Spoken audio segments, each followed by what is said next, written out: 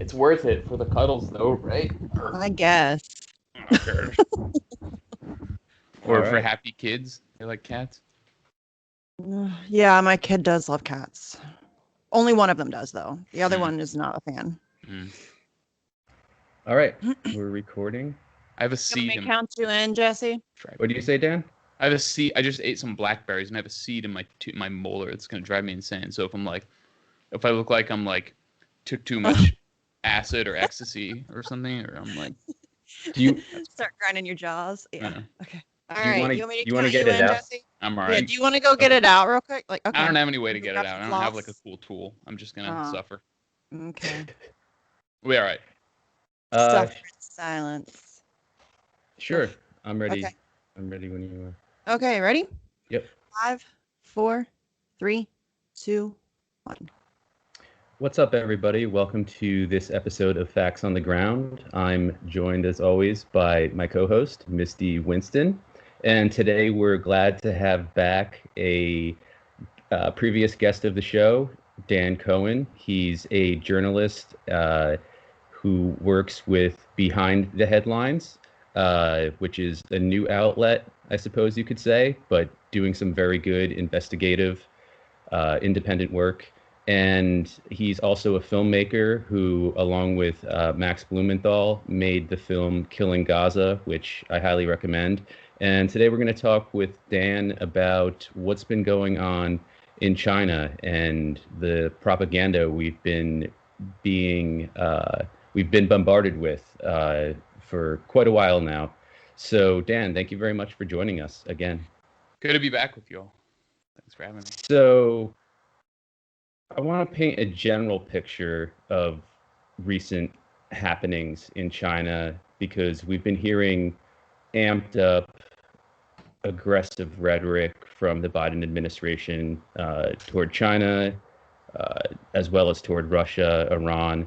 But in this case, in the case of China, I want to kind of paint a sort of general landscape of what's been happening there lately. So, both politically and economically, can you speak to that?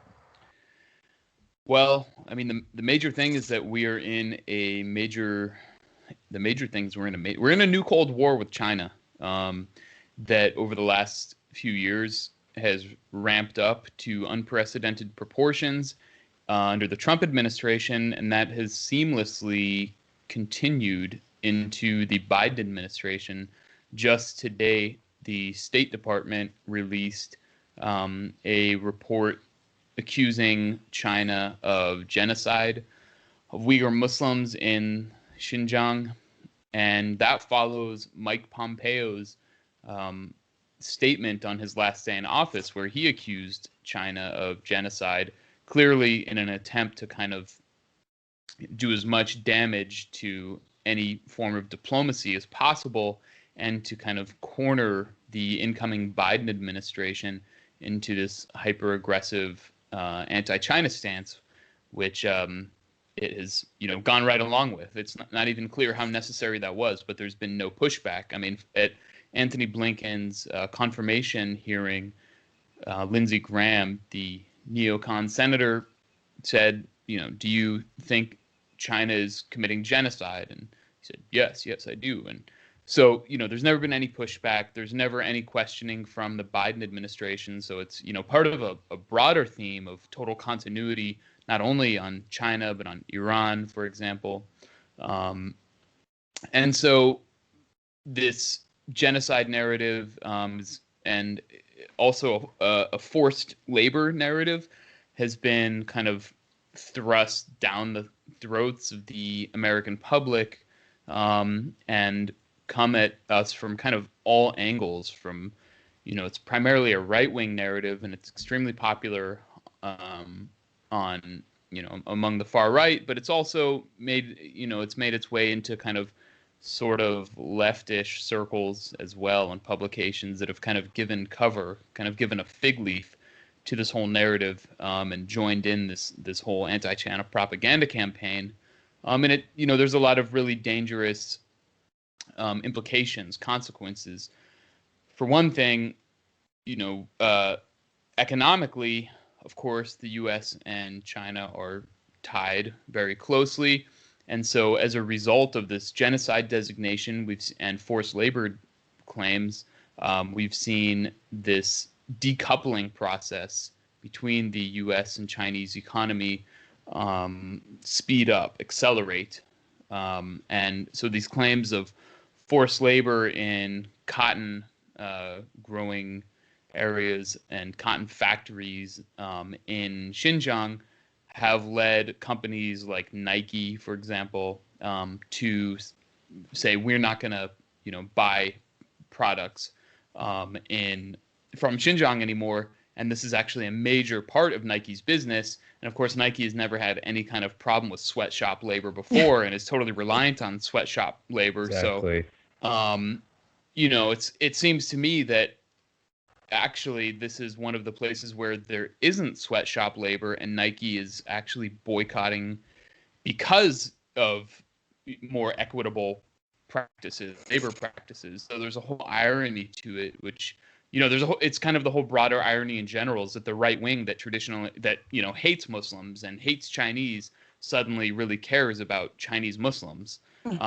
And so, it's basically, the enemies of human rights claiming to be, the guarantors of human rights, this kind of thing. The people who have done everything to destroy democracies around the world suddenly, claim to be the torchbearers of democracy. That's what I always find so interesting every time the United States tries some of this crap is, the United States pretending like we have moral authority or moral superiority over anybody is just ridiculous. We're poisoning people, through their water in Flint. We have forced labor. We have all of the things that we claim to be up in arms again about, that China's supposedly doing. And I find that that's just the fact that, to me, every time I'm told something by the United States government, my first my jumping off point is they're lying. And I think that should be everybody's jumping off point with the United States government. They've proven themselves to be liars repeatedly over and over and over again. But it seems like this method of propaganda is very effective and it's working. You're right. Like you just said, it's kind of repeated unquestioningly. It has infiltrated leftist circles. I have people on the left on Twitter arguing with me constantly, calling me a genocide denier. And it's really terrifying. I mean, in your video that you did, which is an excellent video, by the way, I suggest everybody go check it out. He does a great job of kind of condensing things into, kind of like a quick, I think it's like less than 20 minutes, just so you can kind of get a general idea. But, even like Democracy Now!, which has long been on like a downward slope. But yeah, seeing Amy Goodman have Adrian Zenz on and, like quoting his studies or whatever he wants to call them is just really depressing. What's your take on that we are now seeing like the left really grab onto these kinds of narratives? Well, I think, for all the supposed political differences and variety that we have in the U.S., now we're seeing this like uniting dogma of anti-communism. So, that's kind of what brings everyone together in, kind of the accepted political sphere.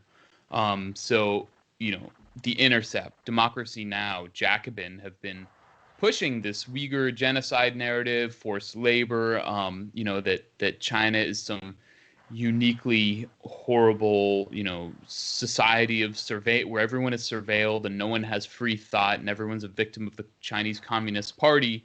When it's really just actually a great projection. It's a total projection of the U.S. The U.S. is actually more surveilled than China, but we don't really get these portrayals in these outlets of the U.S. I mean, there's been stuff about U.S. surveillance, but the way it's presented is just not nearly as like this draconian totalitarian society where free thought is just not allowed under the rule of, Xi Jinping and the Chinese Communist Party. And of course, that's kind of, piggybacking and carrying water for this right-wing campaign. And, I show in the video that the Uyghur genocide narrative is myth, hoax, I'll say, is much more prominent among the right wing. You see Ben Shapiro picking up on it.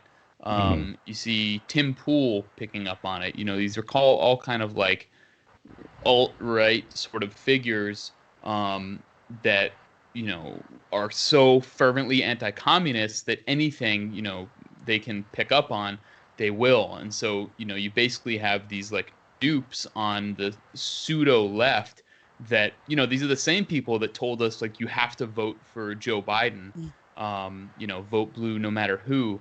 And so there's this kind of political consistency among these people who are fervently fundamentally anti-communist. Some of them call themselves democratic socialists, which is like this way of like saying I'm not a communist. Like like socialism is inherently undemocratic, so Right. I'm the democratic kind.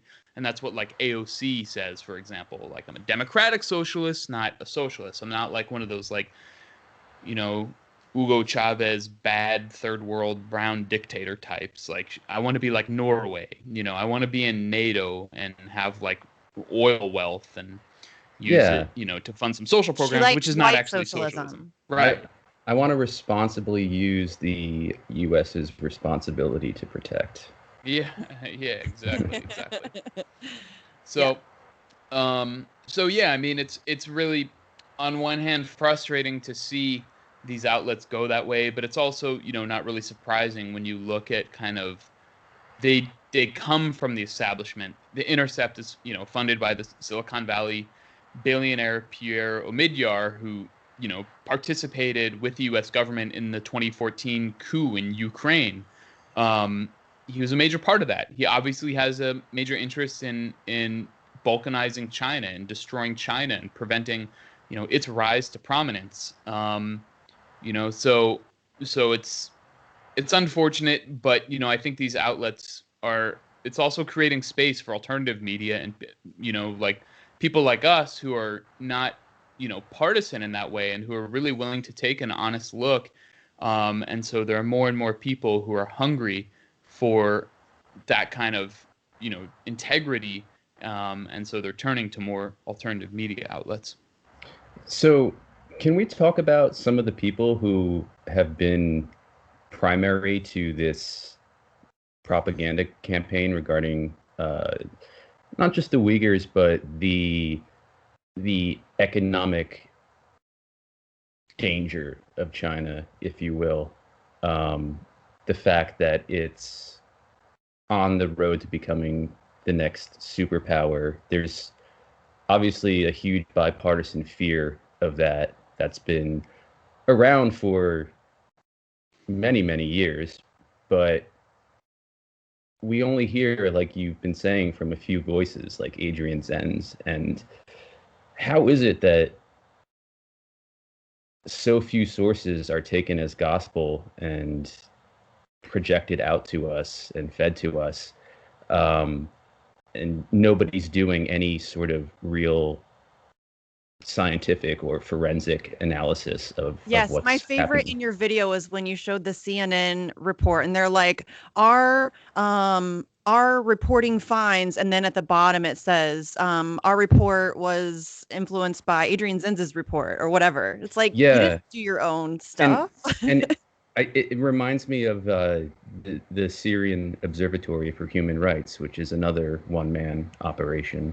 So I'm just wondering if you can speak to how, I guess, this story, this myth has been able to be perpetrated for so long by so few people. Well, first of all, I think there's like this longstanding orthodoxy in the establishment that as China, reformed and opened up, that it would, liberalize, meaning embrace capitalism, and there would be regime change. And that was the goal of the U.S. and still remains the goal, but now it's just basically impossible.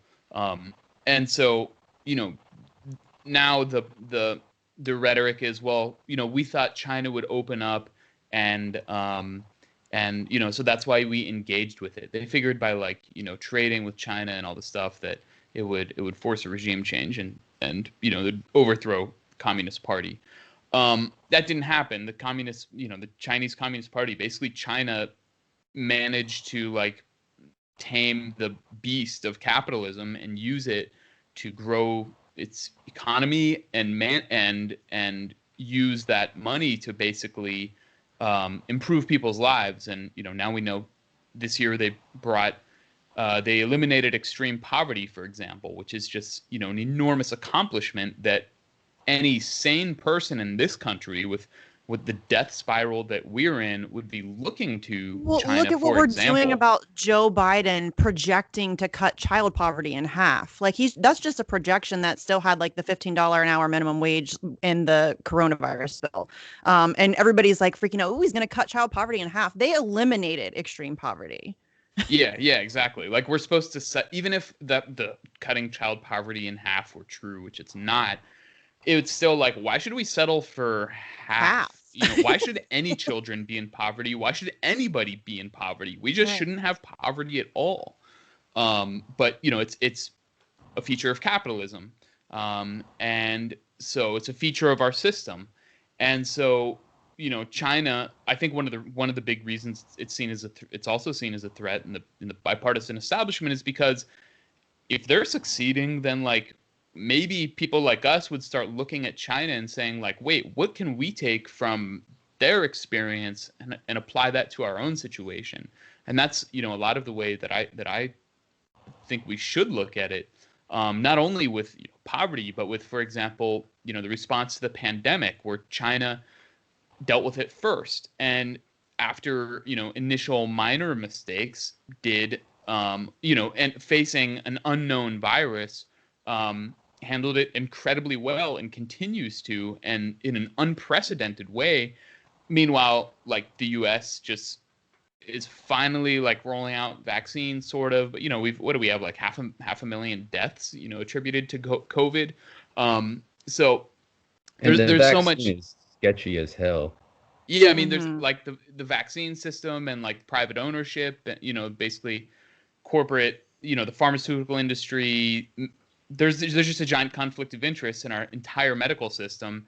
And for the pharmaceuticals, this has been just a major, this has been great. This pandemic has just been awesome for them. So with that said, that whole China liberalizing and turning like capitalist didn't happen. And so now the U.S. has like moved on to, okay, so how do we just, if we can't achieve regime change, how do we just keep China permanently weak, surrounded, contained, to prevent its rise? And so one of the ways for a long time has been, it's basically finding weaknesses. So one was like Tibet, the whole Tibetan independence movement that the CIA groomed and funded, and then there's Hong Kong, which I guess 2 years ago or a year ago the riots were really bad, and now after the national security law was passed, those riots that basically prevented funding from groups like the National Endowment for Democracy, which is basically a CIA cutout. That law prevented these people from taking funds from the U.S. government, and so all of a sudden the riots stopped. And so now the Chinese government is taking steps to address economic inequality, which is basically kind of one of the things that the U.S. This whole U.S. groomed movement, these agitators were able to tap into to drive people into the streets, and then they were able to kind of like create a political agenda around this map. So now that is basically ended, China basically stamped that out, which I think is pretty incredible. And I mean, even when I was reporting on that back in 2019 on Hong Kong, it was like, how is it legal? How do the Chinese even like leave it legal for the U.S. to pour this money into these groups that are like tearing the city apart? I mean, January 6th or whatever looked like child's play compared to what happened in Hong Kong. And so, the fact that China even let that happen for that long, I was like, man, these guys are remarkably restrained. And then finally, they implement a law. It wasn't even they went in and just cracked down. They just implemented a law making it illegal. So now that has basically been taken care of, the U.S. has moved on to, this Xinjiang narrative that was like kind of, was there but hadn't really come into full prominence. And so, the key figure behind this, of course, is, as you mentioned, Adrian Zenz, who is a German Christian fundamentalist who believes the end times are near, and that he published a book called, it's something like Why Not All Will Be Raptured or something like that, and basically steps that end times believers have to take to make sure that they're raptured. He writes like a section about the Al-Aqsa compound in Jerusalem being destroyed, and a temple and the Antichrist, and he talks about Jews like me who will be wiped out.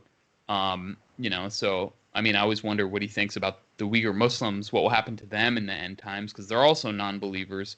I don't know if they're going to be wiped out with me, or he also said there's a refining process that believing Jews will go into it's a fiery furnace.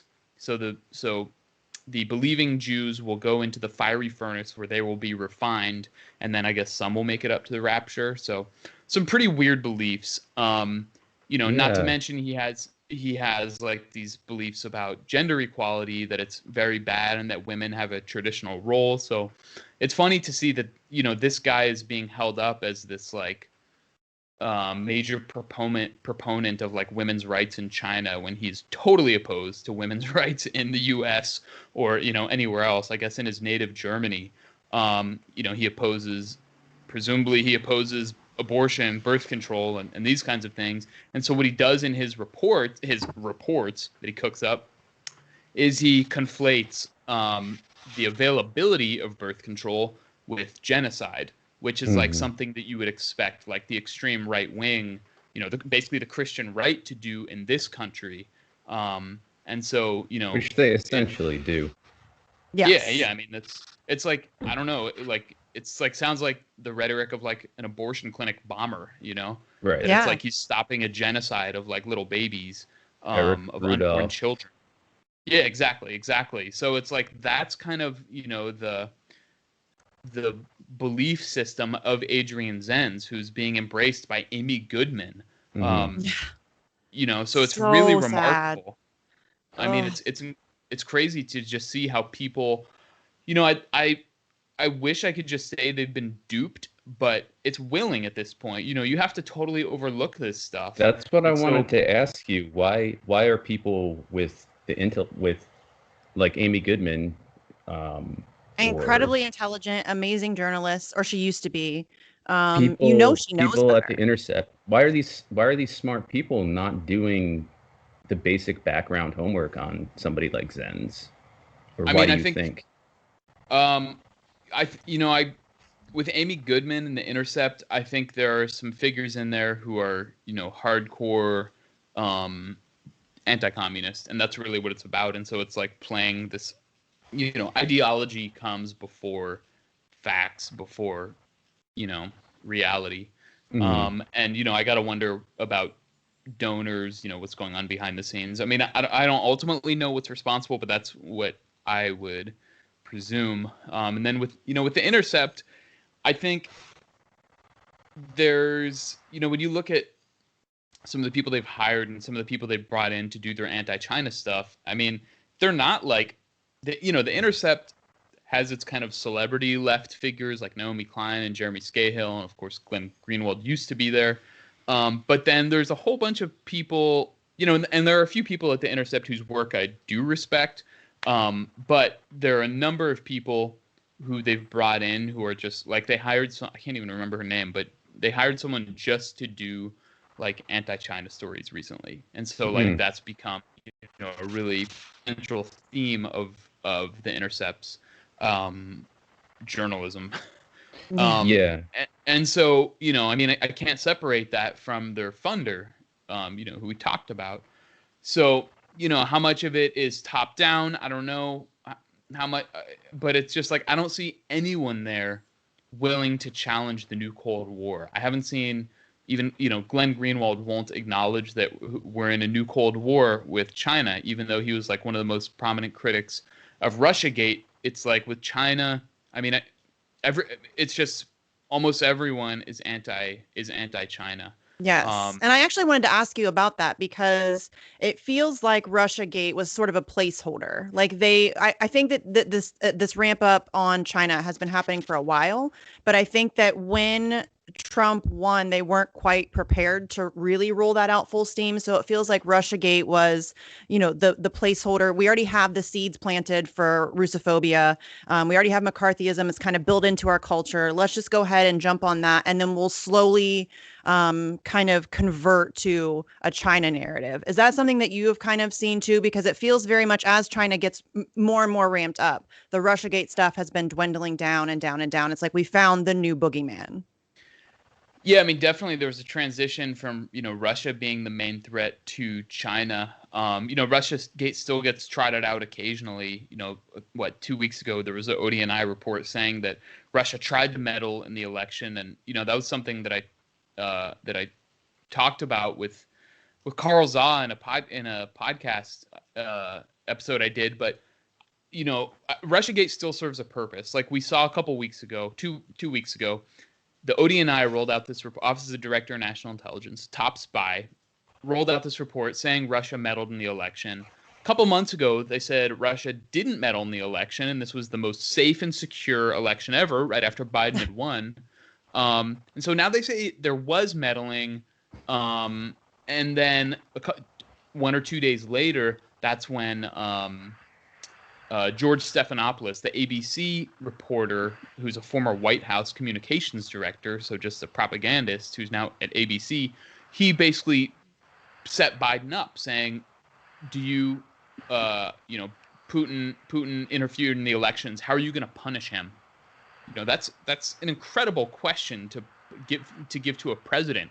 Like he's asserting himself over the president, and he can only do that because it's Joe Biden who is, not really there. It's like it's like permanent weekend at Biden's. And so, I mean, at least when they did that to Trump, when they tried to corner Trump would kind of push back a little bit, and say, we've been really harsh on Russia. We've done everything. Biden just agreed. He said, yeah, Trump, you're gonna see how we're gonna do it. He said, well, is Putin a killer? He said, yeah, he's a killer. Yeah, he is. And this whole thing, and it's just like they're trying to corner Biden, and it was really successful because that, at the same time, right after that, it goes viral worldwide that Biden called Putin a killer. And so to me, it's pretty clear that this was a whole kind of like intelligence media operation to ramp up the new Cold War. So Russiagate still has its like utility, but a lot of that, the media the dominant media narrative is of course now about China and the Uyghur genocide and Uyghur forced labor. And it's, just as baseless. All the evidence, when you examine it, it kind of, just disintegrates. There's nothing really to it. And it's really sloppily done. And so, yeah, I mean, it's like now even the people who, by and large, who were critics of Russiagate, I think because China is, the Communist Party's in power, that it's like everyone is willing to even, fewer people are willing to challenge it. And it's even more dangerous because, there's not only, of course, the economic prospects and what it means for global economy and recession and depression and all this, things tanking even worse here, but also for the possibility of a hot war. And I see people kind of nitpicking, well, is a hot war going to happen, or are you being an alarmist if you say it's dangerous? And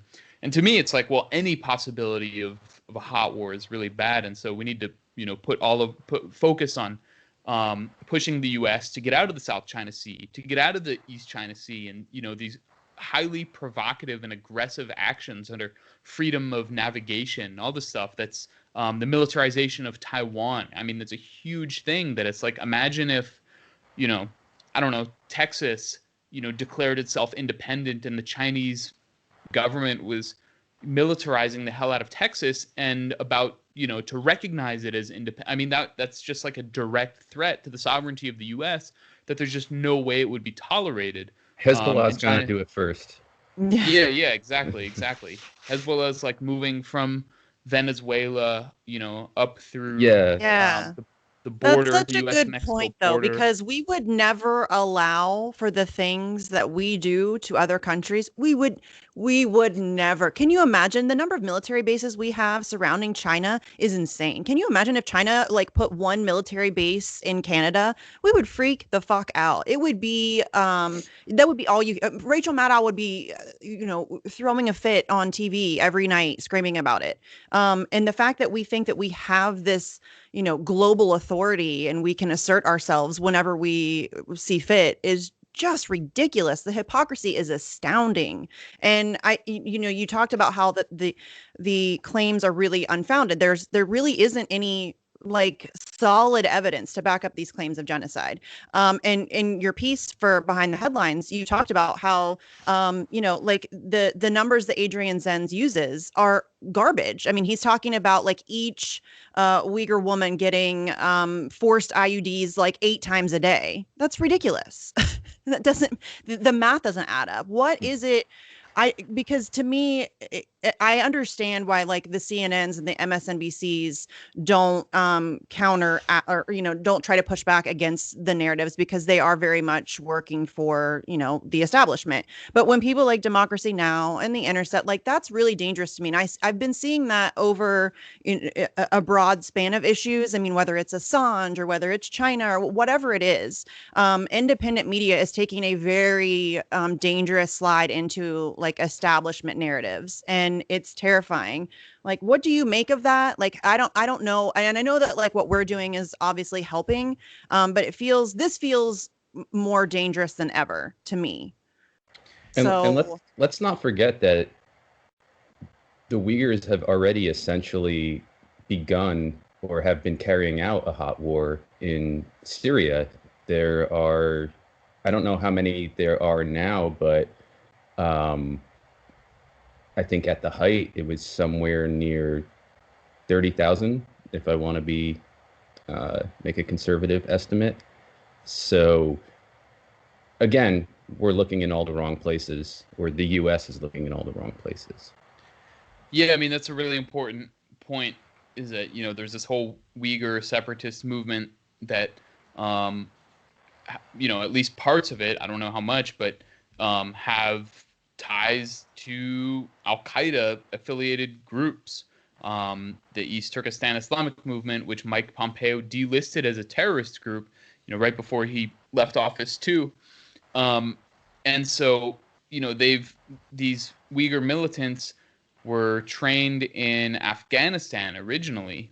And I talk about it a little bit in my video, but they basically trained with, the Mujahideen that the U.S. armed and trained in Afghanistan. And then they went to wage war against China to have this, separatist Islamic state in this like neo-Ottoman Turkic empire. And so, basically since the 80s, as far as I understand, those attacks have been going on.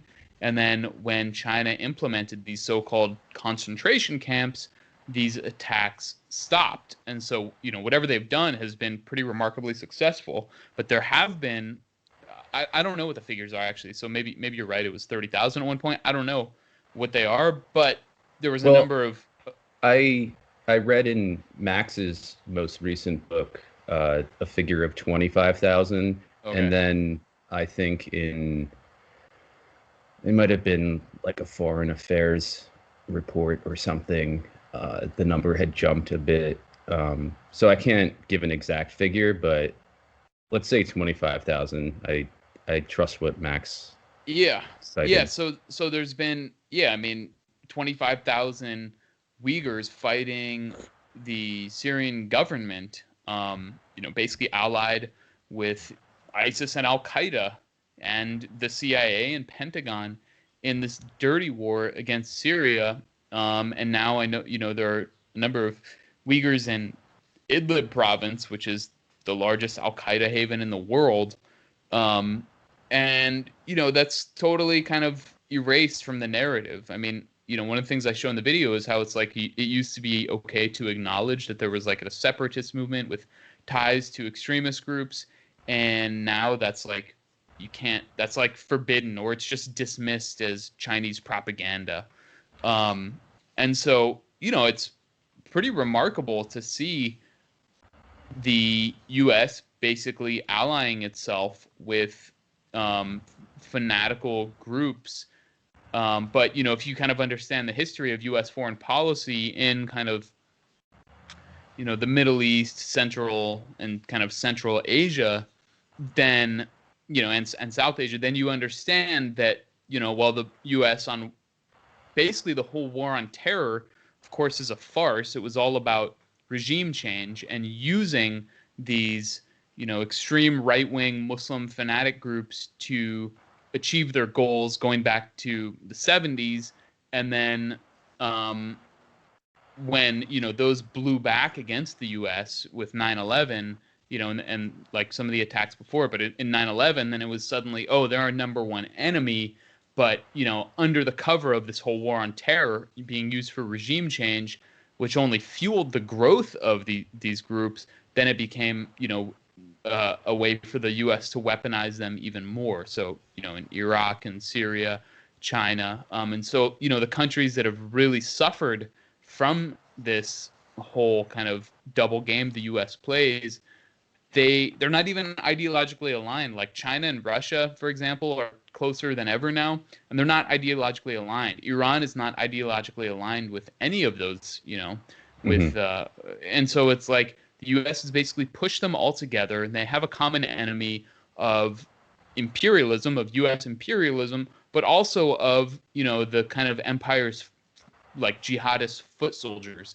And so, they've really like done everything they can to stamp these groups out. And so these Uyghurs who are, now in Idlib province in northern Syria, there's a really remarkable article in the Times of Israel that talks about how they have Zionism as a model. So it's like, it's another like kind of right-wing ethno-supremacist ideology. And they want to model, what they call East Turkestan, which is Xinjiang province, on Zionism. And, so it's like these kind of, so whether it's like this whole neo-Ottoman thing, or Zionism, or, it's all kind of like tools of the empire. Yeah. Right. And I think that it gives me some hope that these, honestly, I mean, I get it. Like, I'm probably going to get called, who knows? I get called lots of things. But, the fact that these countries are, joining together against empire makes me very happy. That's just, Yeah, you know, definitely. I mean, it's pretty remarkable to see. It's like, it's sad to see, the U.S. just going down the drain and just circling the drain, and how bad it's getting here. And like politics are so hopeless. But it's pretty remarkable to see that, other parts of the world, and really the most powerful countries, China and Russia, are, kind of coming together to like push back against, U.S. aggression. And, one of the biggest assets of the U.S. in the old Cold War was the Sino-Soviet split. And that doesn't exist anymore. That's all been put in the past. That's history. And now Russia and China are close, and there's just no way for the U.S. to kind of undo that. I mean, I remember towards the end of the Trump administration, there was talk about Republicans who wanted to reach out to Russia and like repair relations with Russia in order to be able to unite against China. And it's like, after years and years and years of aggression, as if the Russians would be stupid enough to do that, to go with like the old dying empire on the other side of the world, as opposed to the like new, not new, but like China, turning into a powerhouse that actually believes in mutually beneficial, exchange and actual diplomacy instead of just like, murdering leaders and overthrowing countries they don't like. So, and then of course, Democrats win, who have been, totally hardcore anti-Russia. So it's like that whole strategy just went out the window. And now the U.S. is like, okay, so we need to be able to fight Russia and China at the same time, and it's just like, there's just no way it's going to happen. But lawmakers in Washington are just so deluded that they actually think that, they have some kind of chance to do that, apparently. Yeah, I can't think the of idea it of Joe as Biden anything trying to but be nice to delusion. Putin now makes me laugh. The idea of Joe Biden being what? Being nice to Putin, trying to be nice to Putin right now after like 5 years of Democrats freaking out about how powerful Putin is and how he controls elections with memes. And, that just makes me giggle. The idea that Joe Biden would be trying to some kind of diplomacy with Russia at this point is just ridiculous, which is sad because that's what we should be doing. It's really what was so crazy about that interview with George Stephanopoulos is like Biden actually he's so cornered. Like there's nothing he could say. He couldn't say, I'm not going to denounce Putin as a killer. This is the president. We need to have one of the biggest nations in the world. We need to be diplomatic, and that's absolutely despicable that you would try to do that, George. What Biden did is he can't do that because he'll be denounced. What he did is when Stephanopoulos first said, "What are you going to do to Russia? How are you going to punish them?" He said, "You'll see. I told Putin, in 2011 that he doesn't have a soul." So he tried to like go back to the old hits from like years ago, so he doesn't have to have like a new one and create something. And then Stephanopoulos pushed him again, and he said, "And is he a killer?" And Biden didn't even say the word killer. He just said, "Yeah." He just said, "Yeah." Like that's not a very strong statement. There was no context given for the killer description. A killer how?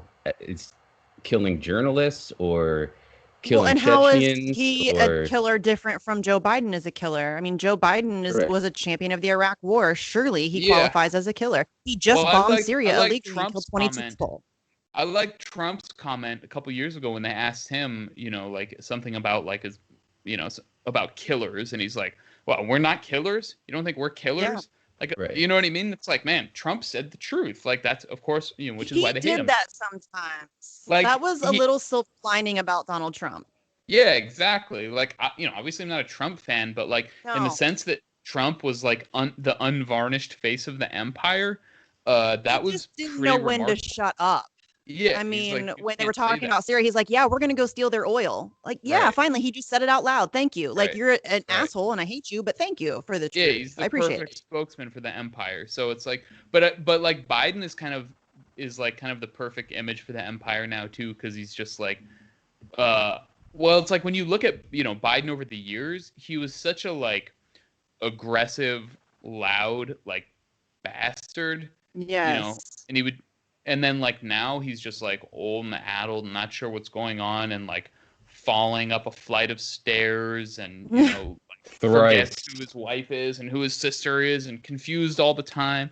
And, like, so, he's clearly not running the show. He's there's no way he's, like, creating policy and trying to, figure out how to, like, move the pieces on the chessboard. It's like he has all his advisors and he's just, like, probably in bed by like 7 p.m. every night. So yeah, after the 6 p.m. Denny special, Yeah, exactly. Which but is seriously, like, I think that might be a little bit of a silver lining to Joe Biden, because I think a lot of people are starting to recognize that it really doesn't matter who the president is. It really does not. It's the same agenda. It's the same policies. It's the same people behind the scenes. That's just a figurehead. It's just like the puppet on strings who goes out and gives speeches and, shakes hands. That's really all that is. Joe Biden has no power. He's not making decisions. George W. Bush wasn't making decisions. Dick Cheney was.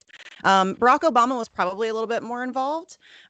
But I don't think, and I mean, Kamala Harris can't get through a sentence without laughing. You know, like Kamala Harris laughs about bombing people and kids in cages, and she just laughs. She's just, it's such a circus. It really is. Like this, the past, I don't know, 4 or 5 years has really exposed the United States as just being a joke. It really is sad. It's an empire in decline, and it's obvious. Yeah, I mean it's pretty disheartening to watch, and I think I mean I never by the time I was like well into my teens, I didn't really like believe in like the whole myth of the U.S. as some like benefactor of the world. But I mean, I think for older generations, it's kind of like they're just in total denial. Like they cannot just fathom that like the U.S. is the bad actor and that like the rest of the world, for whatever flaws, has just been subjected to like enormous amounts of violence, and that's shaped so much of reality for like billions of people, and so the U.S. has to go through some kind of fundamental process of transformation, and it's hard. I don't know when that's going to happen, but for the time being, it's just decrepit, and that's why like Joe Biden is like the kind of the perfect like symbol for the moment, just like an old, aggressive, like imperial kind of front man who's now just like not sure if he like put his pants on or not. So yeah, and I think actually it's happening now. I think we're living in it. I mean, I've been saying it for, I don't know, probably 4 years. We're living inside the death of the empire. Like if you look around, you're living inside of that. And it's going to be like this slow and extremely painful and brutal process. But I think we're living in it right now. It's happening. I mean, we see people every day coming to terms with the fact that everything that they thought is a lie. I see it all the time. People, I mean, even to this day, people will still contact me who had me blocked 4 years ago because I talked shit about Bernie. Like, will DM me and apologize. You were right. I was wrong. Like, people are starting to get it. Wait, you talk shit about? I have to get off this interview. You talk shit about? No, I'm just joking. Yeah, I mean, I don't know if it's my Twitter feed. But that's like a common feature. Yeah, I mean, it's like, the death of the Bernie movement is kind of like it should be such a radicalizing moment for so many people. I mean, what happened in 2016 should have been, and I think, and it was for some. Who just maybe aren't like prominent on Twitter and don't, open their mouth or whatever and have their own lives. But I mean, seeing how like Bernie just basically sheepdog again in 2020, and how he was the mittens meme, how that was like a celebration of Bernie as some great figure, when it was like, well, when you tied your wagon to the Democratic Party that like was knifed you in the back before, and then you just like knifed yourself in the back, and you're just sitting on the sidelines, that's not something to celebrate. That should be a major moment of like humiliation and recognition that like the Bernie Sanders strategy of vote blue no matter who, Trump is the most dangerous person in the world. Joe Biden's a decent man. Yeah, exactly. That all of that is just like, that's a losing strategy. That's a recipe for the status quo. That's a recipe for another Trump, whatever, another most dangerous man in the world. And so it's like people really need to move on beyond that and recognize also like the contradictions in the Bernie movement, how, kind of there were a number of like Democratic Party operative types who really, got themselves into the Bernie movement because they saw they could actually, they thought maybe they could replace the kind of Clinton Obama machine, and become this like, this new iteration of it. And so like, I just think that has to be like left in the past, and we have to move on, like create something new. I think a lot of people have left Bernie behind. I see that more and more. My problem is that those people have now transferred their allegiance to the squad and Nina Turner, who will also be a member of the squad if she's elected. And now we're saying, oh, well, Nina will save us. No, she won't. Like, electoral politics is really the bane of my existence. It is, standing in the way of progress in every way. I mean, you can't change the system from the inside. I don't know how many more examples you need of it to be shown that that's true. When you have AOC telling you that you're a bad faith actor Twitter for criticizing Joe Biden, and that's your yes queen, you might want to rethink your strategy. That's no good. Yeah, and also in terms of journalism and journalistic integrity, you now have people with the pedigree of Naomi Klein writing about 5 possible symbols of Bernie's mittens at the inauguration for The Intercept. And I tweeted about that, just about, making fun of it because it's ridiculous and completely unnecessary. And she gets paid a hefty sum, I know, to write for The Intercept, as do, like Dan said, all of their celebrity writers. But also to point out the brain rot that's descended on once intelligent and really adversarial journalists at this point, where, for example, they can't let go of Bernie, and they'll deny that it's a cult of personality, but it's like, why can't you see the reality of how just depleted and done this guy is? Like, there's the Lou Reed line, like, stick a fork in his ass, turn him over, he's done. It's basically where he's at right now. But you have people who are still trying to push the narrative that he's viable, or that he's building a movement on the side while Biden's in office. So yeah, it's affecting not just the voting population, but also what's claimed to be adversarial journalism in some circles. So I think that's an important thing to note as well. There's a dumbing down effect that's been happening. Yeah, it's just like, I don't know, people just cannot see beyond the lines, the boundaries of like establishment politics, and need, to believe that the Democratic Party can be reformed and is the answer. But, I think that's just going to be fewer and fewer people. And it just, I don't know, it comes down to like people looking for alternative media, and this kind of thing, and informing themselves. But I don't know. It's so hard to know how it's like things are changing really fast in a lot of ways, but it feels like, but it's just, I don't know how things are going to actually improve in this country in the foreseeable future. There's like definitely a feeling of like dread in a lot of ways, that it's like, well, the rest of the world is like, all right, not the entire rest of the world, but it's like, when I look at like what China's doing, I'm like, man, that's pretty impressive. And they're still a developing country, and they have like, I think 1/6 of the GDP per capita that we do. That it's like, I don't know. I mean, it's not like we don't have a blueprint for how empires end. I mean, this is, you overextend yourself militarily, you stop taking care of your own people, and it's like we're textbook destroying ourselves. And it's really difficult for me to have patience with people who aren't able to see that, and they're still trying to pretend like the Democratic Party is a viable option for anything. It's not. It never has been.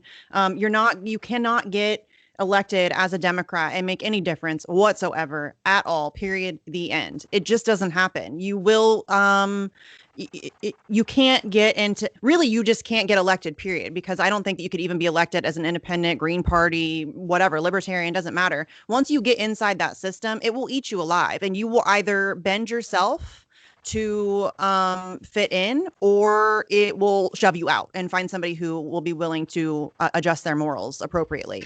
And that's just how it works. It's pretty true. I guess, the thing that I hate to give into is like, that feeling of dread. Like, I don't want to give into like dread and like, I want to like find a way to be hopeful and how to advance and that kind of thing. And so like, I think it's important to like still remain positive and hopeful in the I face remain of. positive and hopeful about things like food, not bombs. Like we interviewed Keith McHenry a couple weeks ago, and they're doing unbelievable work. Mutual aid groups are springing up all over the place and helping to take care of Mhm. each other. And that's what we need, because Right. that's what we're going to need in order to challenge the establishment in any sustained way. And Yeah. people talk about we need a general strike, let's start a general strike. Well, you can't do that until you have mutual aid, because you're going to need to take care of the people who are striking. They're going to Right. need to eat. They're going to need to have a roof over their head. They're going to need water. They're going to need medication. We have to be organized about it. You can't just like, whoop-de-doo, let's do a general strike and not Right. think about it. On We need to Twitter. do mutual aid. But So, we have to we also have to be super cognizant of the response that's going to come from the government, which I think we saw a sample of when activists took over the Venezuelan embassy in DC. We saw the response from the Secret Service. We saw what happened to Max, the false well, just look accusations at made what against happened in him. Echo Park. I mean, they Right, brutalized protesters for trying Right. to defend the homeless. Right. Right. Right. You know, they just made it Yeah. illegal to hand a bottle of water to somebody who's waiting in a hours long voting line in Georgia. Like this, right. that the brutality is only going to get worse. And yeah, we're really going to have to work together, as a team, which is awful because that's not going to happen because they're very good at keeping us divided. Yeah. Exactly. Exactly. But Yeah. yeah, I mean, it's important to like stay connected to the grassroots. I just spend so much time like in my media hole that it's like, and it's such a like dark place that I just like make fun of people and make fun of them to like stay positive. Yeah, but you're right though. It really is a dark place when you do something like this. Like we're not as involved as you are probably. I mean, I am obsessive about the Assange thing, which is unbelievably depressing all by itself, but it is a lot. It's a lot to think about. And, But it's you good to know, be like when you get involved in an issue, it empowers you. Like what you all have done, around Assange, has been like really good, and like you've been just like keeping it in people's ear and refusing to let them forget, and that's really important and is empowering. So, it it's is. taking And that seeing stuff and like also just taking seeing it by the the horns. development, the growth. Seeing new groups, like there's a new group that just started in Seattle, and there's a new group that just started in Tulsa. And so, Mm, seeing the movement grow is really Steve says this all the time. Steve Poikonen from Slow News Day, also Action for Assange Vigils. If I didn't have like this little tiny spot of hope in my otherwise cold, dead heart, I wouldn't do what I mm. do. And that's kind of where I'm at. Like I'm a cynic of the highest order, but there is that little bitty kind of hope that makes it, worth fighting. So yeah, I That definitely re- think that's. that reminds me of something the writer Charles Bukowski said. I know some people are gonna poo-poo me about Bukowski. I don't give a shit. I know what good writing is. I like Bukowski. Deal with it. But he said once in an interview, or maybe more than once, but I only saw it in one interview, and he had this very idiosyncratic way of talking and gesticulating, and he was like, "I knew if I could just keep one spark in my heart alive, like I could make it through all this fucking bullshit." And he was talking about, basically being homeless and broke, but I do think there's some truth to that, and I try to hold on to that as well. But I think I'm a lot more pessimistic than y'all are. Um, I think that would be hard for anybody to be more pessimistic and cynical than I am. But okay, It's yeah, just no, like I get it. yeah, it's I mean, I think it's there's a matter of like realism that it's like recognizing how like grim things are, but then it's like, it's also if you like it's easy it's I don't know, it's kind of I think a privilege to give in to that. You know what I mean? That it's Yes. like a lot of people just don't have that privilege because they have to like find ways to like get by. And so I Right. think, that's I where think it's that's like when why I look Chris at like Hedges is one of my favorite writers, because he's yeah, very good at telling you straight up, this is what we're facing. This is it. Like it sucks. It's going to be hard. This is awful. We're in a bad spot, but there's hope. And he's Yeah. always got that hope in his writing that I very much enjoy. He doesn't sugarcoat it, but he still makes it clear that it's a fight worth fighting, and he's absolutely right. So I know you have to go here pretty soon. I know you have a lot of work to get done. Do you want to, Jesse? Do you have a wait before we let you go? He does that every time. Wait, one more question. Wait. Actually, I do. Okay. I'm not asking you to make a prediction, Dan, but what do you think is in store for U.S.-China relations in the near future? I mean, like, the possibility of a hot war exists, though. I think the U.S. knows that it's like not gonna win, and so instead it's gonna resort to like these kind of defamation media propaganda campaigns, and more, the U.S. aggression is kind of like it's using its leverage so much that it's kind of like isolating itself. Like the U.S. is like, look at the deal that China and Iran just signed. Like the U.S., if you look at like the history of what the U.S. has done with Iran and how it's basically shaped reality for Iran, then it's just remarkable. It's like, it's incredible that finally the U.S. is just being like pushed out. Um, you know, the U.S. overthrew the Iranian government, and then backed the brutal dictatorship, and then has been committed after like they overthrew that, has been committed to regime change ever since, and now signed this deal, and then tore it up in front of them, and then lied about it and said they would get back into it with the Biden administration. Then they won't, and so basically now that it's like there's another game in town, and the U.S. just doesn't want to accept that there's an alternative to like its model. And so it's like you just see that around the world with the COVID crisis too, that like so much of the world is basically like, it's not that like so many people are like pro China, it's just that like the US isn't really giving them much choice. And even China, the way they talk about the US is like, we don't want this Cold War, we can work together, but the U.S. refuses. So I think just the U.S. is just going to increasingly isolate itself in the future, until I don't know what that takes to like get Americans to the point where it's like, okay, we have to change something internally. But on the world stage, I think the U.S. is just basically still pretty aggressive, but kind of in retreat, though it still remains really powerful. So it's like it's going to be this process. It's like a flailing toddler right now. Like it knows it's losing. Like you just beat your kid in checkers and they're throwing a fit, and that's what the United States reminds me of. It's like just throwing a tantrum.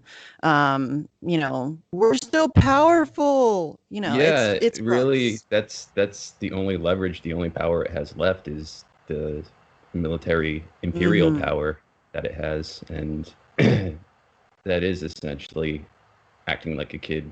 Well, it's still, I mean, the fundamental power of the U.S. is the dollar. That like trade system is pegged to the dollar, and as long as that exists, then like the U.S. still has a lot of leverage, but that is gonna change, and so when that changes, then it's basically game over. It is. And so I think that's really the fundamental thing. I'd be interested to know when that happens, which way Israel and the Saudis are going to go, and the UAE for that matter. Yeah, that will be interesting. That's a big question of like where like the U.S. like vassal states, how they reorient themselves, but remains to be seen. Yeah, that's definitely interesting to think about. So Dan, I want to thank you for coming on again. We appreciate you and your work. Tell everybody where they can find you on Twitter and Behind the Headlines and all of that good stuff. We'll link to it all in the show notes, and we'll link the video that you just did about the Uyghur genocide. It's an excellent video. Everybody, please check that out. But yeah, let everybody know where they can find you. You can find me at Dan Cohen 3000 on Twitter. That's pretty much where I'm active. Behind the Headlines has a Facebook page and a YouTube channel. Follow us on YouTube. That's a good thing to do. Behind the Headlines. And yeah, just watch for my content there. And who's your co-host on Behind the Headlines? Manar Adley is, but she's more like behind the scenes. So at this point, it's pretty much just me. Okay. Excellent. I saw yeah. her. I saw her speaking in One Piece, I believe, but Oh yeah. Okay. I wasn't Yeah, sure. Dan does great work. You guys support independent Dan media. I know we Star. preach it all the time, but seriously, support independent media. As we just talked about, it's vital right now. We need access to legitimate information because mainstream media is definitely not providing that. So thanks to Dan Cohen for all your work. Big fan. And thanks everybody for watching, and we will catch you next time. Thanks a lot for having me.